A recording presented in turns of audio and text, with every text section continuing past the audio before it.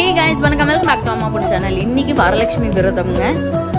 ஆடி வெள்ளிக்கிழமை 5வது வாரம் தேங்காய் பால் ஹல்வா செஞ்சேன். எப்படி செஞ்சேன் அப்படிங்கிறது குயிக் ரீக்கேப்பாக காமிச்சிருக்கேன், பார்க்கலாங்க. தேங்காயை அரை மூடி எடுத்து நல்லா ஸ்கின்னெல்லாம் பீல் பண்ணிவிட்டு நல்லா அரைச்சிக்கணுங்க. குறன்னு கொஞ்சோண்டு தண்ணி விட்டு நல்லா தேங்காய் பால் பிழிஞ்சு தனியாக எடுத்து வச்சுக்கணும். ஒரு பேனில் ஒரு 1/2 டம்ளர் சுகர் போட்டு ஒரு டம்ளர் தண்ணி போட்டு நல்லா மிக்ஸ் பண்ணி நல்லா கொதி வந்ததுக்கப்புறம் ஒரு கம்பி பதம் வந்தோன்னு தனியாக எடுத்து வச்சுக்கோங்க.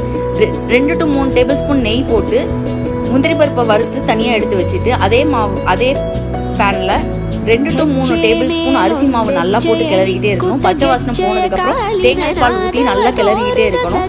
எடுத்து வச்சிருக்கிற சுகர் சிரப்பையும் போட்டு நல்லா கிளறிக்கிட்டே இருக்கணும். இதுலேயே எண்ணெய் நெய் எல்லாம் பிரிஞ்சு வேற லெவலில் வருங்க.